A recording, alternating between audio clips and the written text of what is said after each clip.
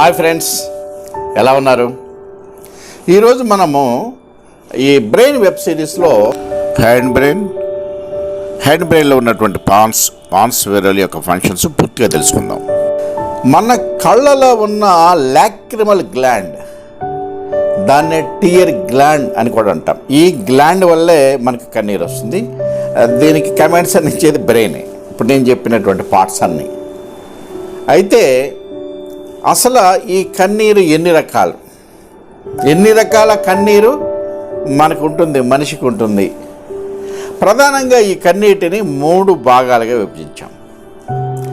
1 basal tears అంటే కంటిని శుభ్రం చేసేది అని అర్థం, అంతే. అండ్ రిఫ్లెక్స్ టియర్స్ అంటే ఏదన్నా ఇరిటేషన్ వచ్చినప్పుడు ఆ ఇరిటేషన్ కలక కన్నీరు, ఆ ఇరిటేట్ అయినప్పుడు వచ్చే కన్నీరుని రిఫ్లెక్స్ టియర్స్ అంటాం. ఎమోషనల్ టియర్స్, భావోద్వేగపు కన్నీరు. ఈ ప్రధానంగా 3 భాగాలుగా విభజిస్తే ఆ తర్వాత మళ్ళీ ఒక్కొక్కదాన్ని మళ్ళీ వివరంగా చూద్దాం. బేసల్ టియర్స్ అంటే కంటిని పరిశుభ్రం చేసే కన్నీరు. ఇది నిరంతరం కొన్ని కెమికల్స్ తయారవి ఆ కంటిలో ఉన్నటువంటి ఆ బ్యాక్టీరియా, దుమ్ము, ధూళిని నిరంతరం 24 అవర్స్ అది పని చేస్తూనే 24 అవర్స్ మన కంటిలో ఉన్నటువంటి ప్రతి ధూళి, దుమ్ము, బ్యాక్టీరియాని బయటికి పంపించేస్తుంది. ఈ పుట్టినప్పటి నుంచి మరణించే వరకు బేసల్ కన్నీరు వస్తూనే ఉంటుంది. ఈ బేసల్ కన్నీరులో ఏ పదార్థాలు ఉంటాయి ఏంటంటే water, mucin, lipids, lysozyme, lactoferrin, lipocalin, lacritin, immunoglobulins, glucose, urea, sodium and potassium. ఇది సహజ సిద్ధమైన కన్నీరు. రిఫ్లెక్స్ టియర్స్ అంటే కలక కన్నీరు. ఏదైనా ఇరిటేట్ అయ్యే పదార్థాలు కంట్లో పడినప్పుడు, మనం రెగ్యులర్గా అనుభవంలో ఉల్లిపాయకి వచ్చినప్పుడు మనకి కంట్లోంచి నీరు వస్తుంది. ఇది రిఫ్లెక్స్ టియర్స్. అలాగే మన పెర్ఫ్యూమ్స్ అవి వాడినప్పుడు, టియర్ గ్యాస్, అలాగే ఒక పెట్రో సంబంధించినటువంటి స్మోక్స్ ఏమైనా ఆ కళ్ళలో పడినప్పుడు, కారం, పెప్పర్ స్ప్రే, అలాగే ఈ పచ్చిమిర్చి, ఇవన్నీ పట్టన్నప్పుడు ఇది కేవలం కళ్ళలోంచి కాకుండా ముక్కుల్లోంచి, నోటి నుంచి కూడా అది ఆ లాలాజలం ఊరి దాన్ని అలా బయటికి పంపించేస్తుంది. ఇవి కాకుండా ఇవి చిన్న రజను లాంటివి, ఏదన్నా small wood particles or iron particles, ఏమైనా ఇవన్నీ కూడా ఆ రిఫ్లెక్స్ టియర్స్ కారణమవుతాయి. ఈ రిఫ్లెక్స్ టియర్స్లో ది లాక్టో గ్లాండ్ ఎక్కువ వాటర్తోనే వీటిని ఎక్కువ బయటికి పంపించేస్తుంది. That is reflex tears. Now emotional tears, భావోద్వేగంతో వచ్చేటటువంటి కన్నీరు.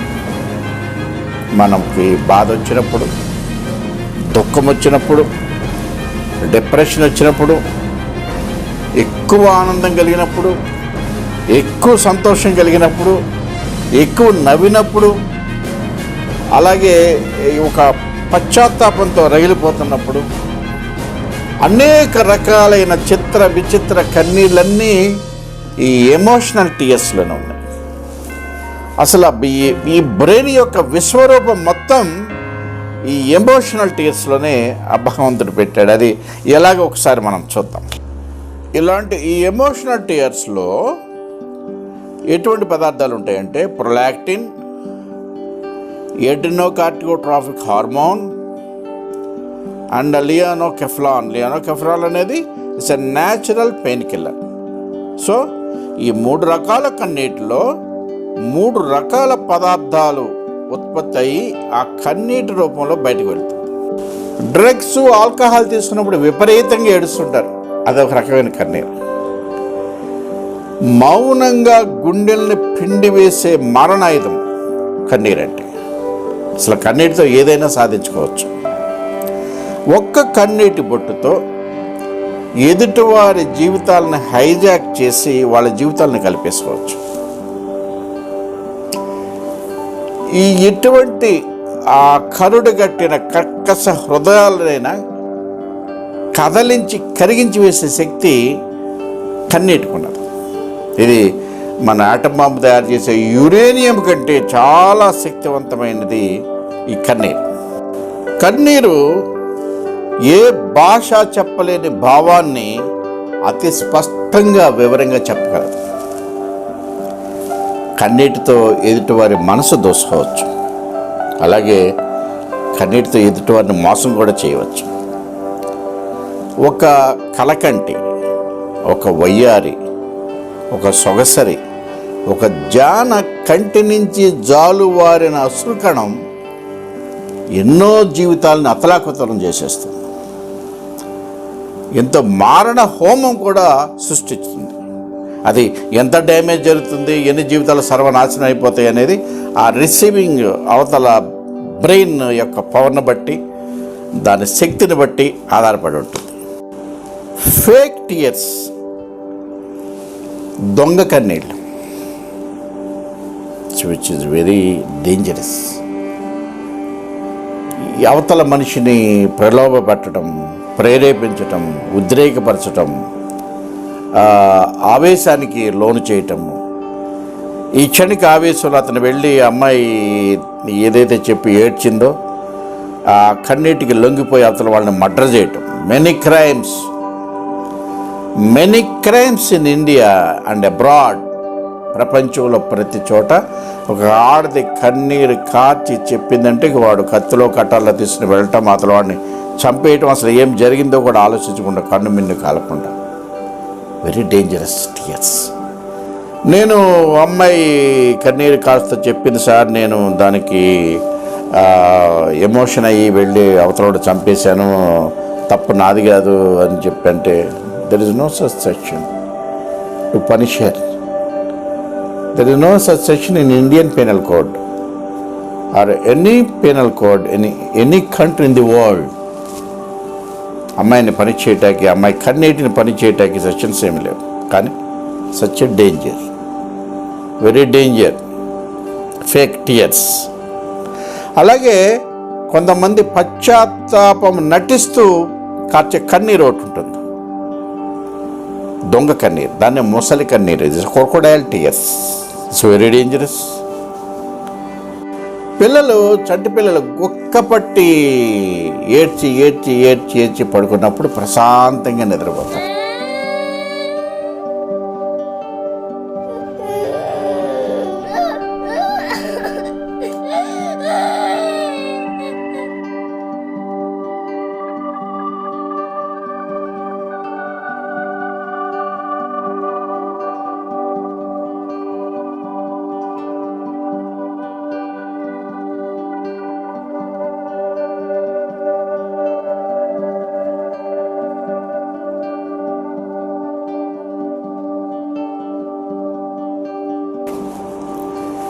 మళ్ళీ వాళ్ళు లేచేటప్పుడు చాలా ఉత్సాహంగా లేస్తారు.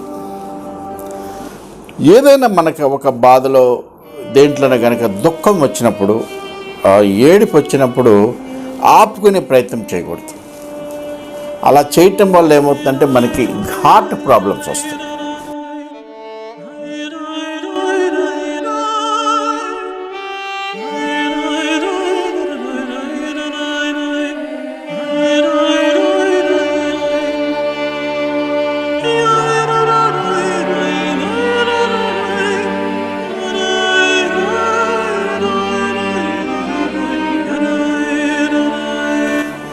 మనం వెయిట్ చేయాలి. ఎవడన్నా అటువంటి వాడు ఎవడన్నా ఏడుస్తుంటే మన ఎదురుగుండా మనం వెళ్ళి ఆపి వద్దురా చెప్పకుండా లెట్ దెమ్ క్రై. దానివల్ల మనిషికి స్వాంతం లభించటము, మనసు హాయిగా ఉండటము, స్ట్రెస్ లెవెల్స్ తగ్గిపోవటము, టెన్షన్ తగ్గిపోవటము, ఇమ్యూన్ సిస్టమ్ డెవలప్ అవటము, అలాగే హార్ట్ రేటు, బ్రీతింగ్ రేటు హ్యాపీగా ఉండటము, ఇన్ని లాభాలు ఉన్నాయి. అందుకని ఎప్పుడన్నా కష్టం వచ్చినప్పుడు లేడీస్ చక్కగా ఏడ్ చేస్తారు ప్రశాంతంగా. అందుకని వాళ్ళ గుండె జబ్బులు రావు తక్కువ.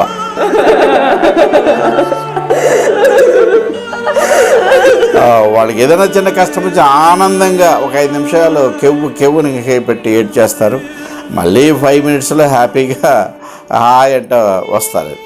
ఇది అలా ఇంకో విచిత్రం ఏంటంటే, మనకు బాగా ఆనందం వచ్చినప్పుడు, హ్యాపీయెస్ట్ మూమెంట్ వచ్చినప్పుడు మొట్టమొదటి కన్నీటి చుక్క కుడి కంటిలోంచి వస్తుంది. అలాగే మనం బాధలో, గ్రీఫ్లో ఉన్నప్పుడు వచ్చేటటువంటి మొట్టమొదటి కన్నీటి చుక్క ఎడమ కంటిలోంచి వస్తుంది.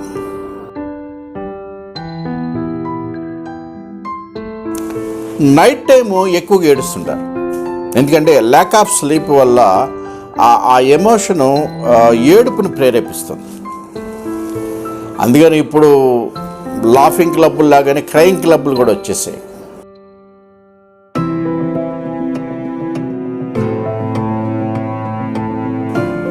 అప్పుడు ప్రతి చోట క్రైమ్ క్లబ్లు ఉన్నాయి.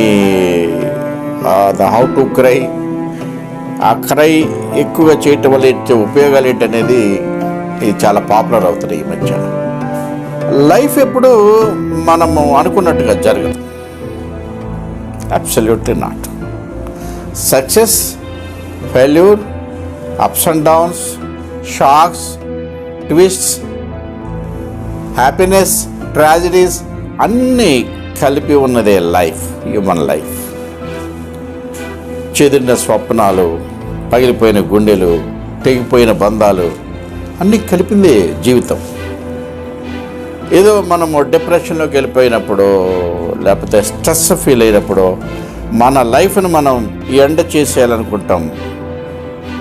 The suicidal tendency, it's very bad.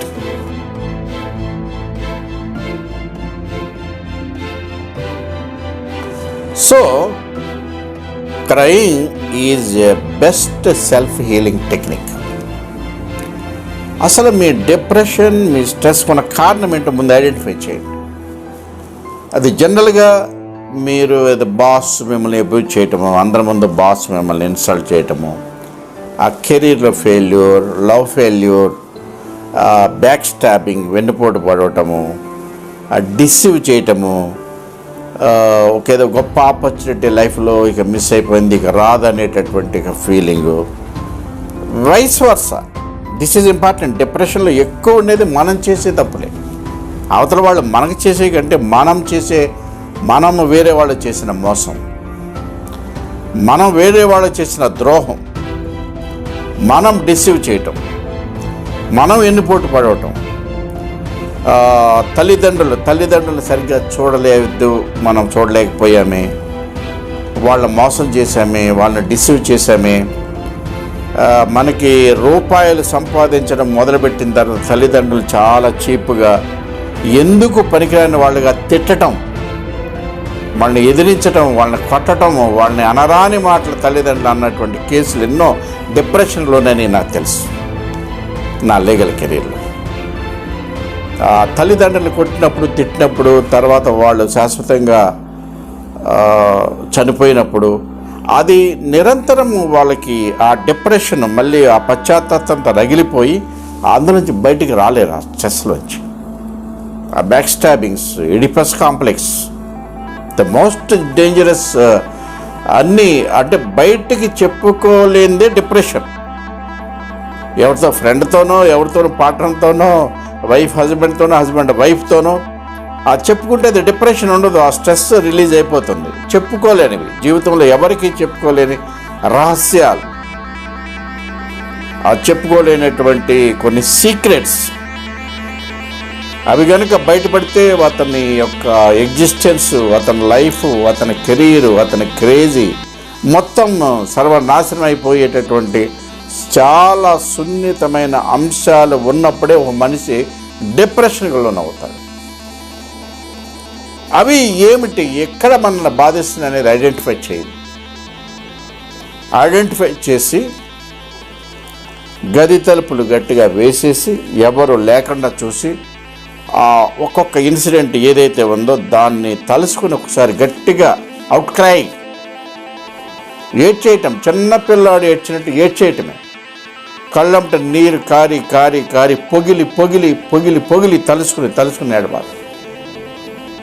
మళ్ళీ ఆ తప్పు మనం చేయమనో లేకపోతే ఇక జీవితంలో ఎప్పుడు చేయని పశ్చాత్తాపడటము, జరిగిన దానికి బాగా బాధపడటం, బై క్రైయింగ్ బాధపడటం, ఇలాగ గంట, హాఫ్ అన్ అవర్, 1 అవర్ మన ఎనర్జీ అయిపోయే వరకు, కంటి నీరు ఆరిపోయే వరకు క్రైయింగ్. దీనివల్ల మనకి స్వాంతన లభిస్తుంది. అసలు మళ్ళీ ఇటువంటి తప్పు చేయమని సెల్ఫ్ ప్రామిస్ చేసుకోవడం. ఎవరికైతే మీరు ద్రోహం చేశారో ఆ మనుషుల పట్ల ఇక నుంచి ఒక నిజాయితీగా ఉండటం, లేదా ఈ విషయం చెప్పకుండానే వాళ్ళకి ఏదో హెల్ప్ చేయాలనుకోవటం, ఇవన్నీ చాలా సున్నితమైన విషయాలు. డిప్రెషన్ ఈ రకంగా మనం తీసేయచ్చు. మీరు ఒకసారి ట్రై చేయండి. ఆ ఏడవటంలోంచే, ఆ కన్నీటిలోంచే మొత్తము ఇదంతా స్ట్రెస్ ఎంత పోతుంది, మనసు ప్రశాంతంగా ఉంటుంది. అది వెన్నెవర్ యూ ఫైండ్, ఎక్కడెక్కడ వచ్చినప్పుడు ఎమ్మటే ఈ థెరపీ కనుక మీరు చేస్తున్నట్లయితే ఫ్రీక్వెంట్గా ఎక్కడ చిన్న బాధ వచ్చినప్పుడు మనం ఎక్స్ప్రెస్ చేసి బయట వాళ్ళకి చెప్పుకోలేనటువంటి కొన్ని అంశాలు అయితే ఉన్నాయో, this is the best therapy. It's very popular and successful. ఒకసారి ట్రై చేసి చూడండి. So avoid suicide tendency. మనకి డబ్బులు బాగా ఉన్నాయి కాబట్టి ఏ ప్రాబ్లం అయినా మనము సాల్వ్ చేసుకోవచ్చు. It's a trash. Your money can't solve many problems. ఇలాంటి థెరపీస్ వల్ల ఏమవుతుందంటే బ్రెయిన్ ఓవర్లోడ్ ఏదైతే ఉందో అది తగ్గించేసి ఇప్పుడు బ్రెయిన్ ఫ్రెష్గా ఉండి రిలాక్స్ అయ్యి మనకి చేయవలసిన ఇంపార్టెంట్ పనుల మీద బ్రెయిన్ కాన్సన్ట్రేట్ చేస్తుంది. ఈ బ్రెయిన్ ఫ్రెష్గా ఉంటే మీ లైఫ్ బాగుపడుతుంది. దట్ ఈస్ బ్రెయిన్ క్రియేట్ చేసిన ప్రాబ్లమ్స్ ఆ బ్రెయినే సాల్వ్ చేస్తుంది. వీటిని మళ్ళీ ఎలా మనము ఏ హీలింగ్స్తో, ఏ టెక్నిక్స్తో చేయాలనేది. Okay friends, this is the mid బ్రెయిన్లో ఉన్నటువంటి ది ప్లస్ హ్యాండ్ బ్రెయిన్లో ఉన్నటువంటి పాన్స్ గురించి సమాచారం. నెక్స్ట్ వీడియోలో మిడిల్ ఆబ్లాంగేటా అండ్ సెరిబెల్లమ్ గురించి మనం పూర్తిగా డిస్కస్ చేసుకుందాం. ఈరోజు వీడియోలో నేను ఇచ్చే tip same, crying therapy. Whenever you feel stress or depression, cry out like a child. You will be very free. Immune system బాగుంటుంది, health బాగుంటుంది, everything will be all right. Bye.